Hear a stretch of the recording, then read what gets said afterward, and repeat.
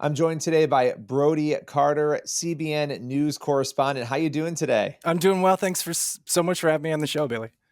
Well, so let's dive right into the big question. Right now, there's so much going on in the world, but a lot of people here in the US are looking at oil and gas prices and they're panicking a little bit, obviously, because they've been skyrocketing. What's driving that increase?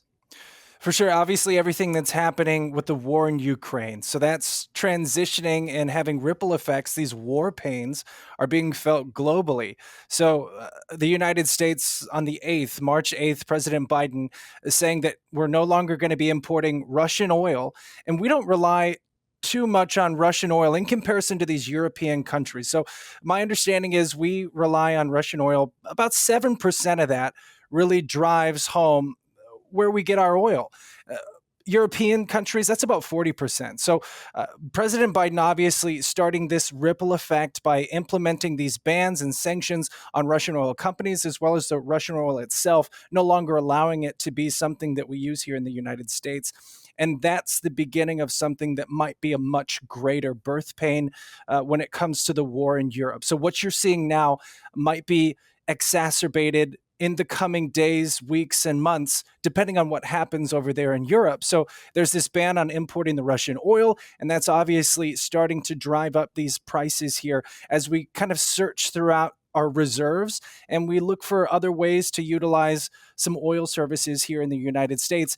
Now, like I said, here in Europe, if they do the same thing and follow in foot and toe and eliminate Russian oil, it's likely that it would be much worse. I talked to Patrick DeHaan with Gas Buddy, who told me that if they do this in European countries, that would cause an explosion in the price of oil, quote, saying it could go up to $175 to $200 a barrel. Right now, today, I think it's just over 100, kind of dropping down after recent weeks of seeing this volatility within oil.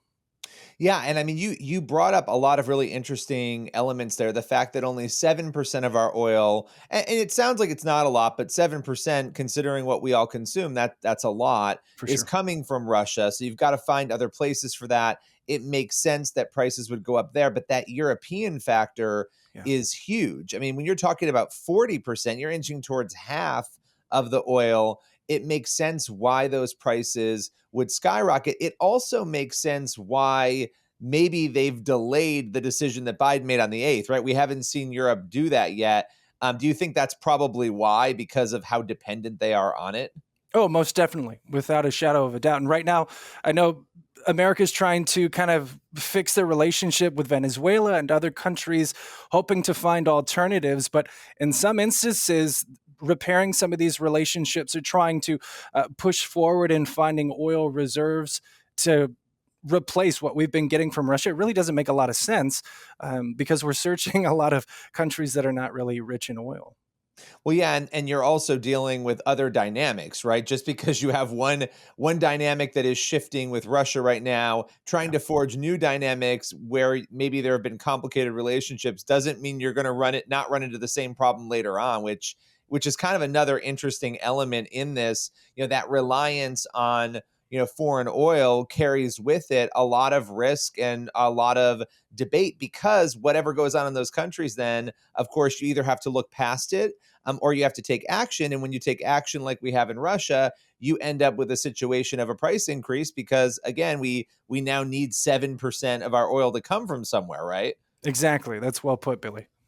So, what can we expect? And of course, it's always dangerous to sort of predict into the future, because I think if we all talked maybe a month and a half, 2 months ago, we wouldn't have expected that the world would be where it is right now. Yeah. But what's expected to happen here potentially with these costs moving forward? Well, there's implications for everyday life. I mean, do you do Uber? Have you ever done Uber Eats? There's going to be a Yes. gas tax now for Uber Eats for getting in an Uber ride. I believe it's 44 to 45 cents per trip. Uber Eats delivering a surcharge just a little bit less than that. But just because of the price of gas increasing, that means goods, food, services, everything that relies on oil to transport, to import, to export, everything's going to start going up.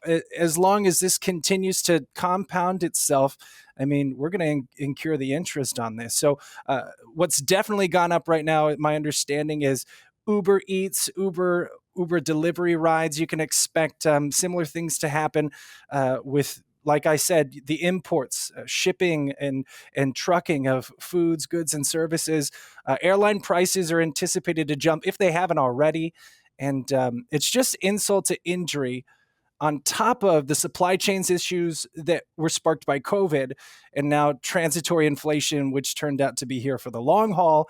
And now we've got a war in Ukraine. So I think I've said it before. What we're feeling is war pains for sure. Yeah, and that doesn't even take into account if Europe does make that decision, right? If Europe says, and then we see things going up to 175 or I know. $200 a barrel. Yeah, There's a lot of uncertainty ahead here, and I appreciate you breaking it down for us. But I think for a lot of people hearing that delivery, Uber Eats, and these seem like non-essentials, yeah, but there are people who do rely on these things, and trucking is an essential. I mean, there are a lot of really important things that are impacted, and as you know, cost trickles down to the consumer when the exactly. cost goes up along the Yeah. way. So, It's this uh, fiscal web. I mean, I just called up Jimmy John's not too long ago to have them deliver me a sandwich, and it was like 25 bucks for a normal wow, sandwich and a drink and some chips. And I yeah. had said, yeah, they're right down the street, mind you. And I asked him, why is it 25 bucks? And she said, we raised our prices. And so it's this fiscal web. Everything's connected. You'll start seeing it going up and up. And unfortunately, what we're seeing is households with less income are incurring the biggest burden. Well, listen, Brody Carter, thank you so much for joining us and explaining this Yeah. today. It's been a pleasure. Thanks for having me on your show.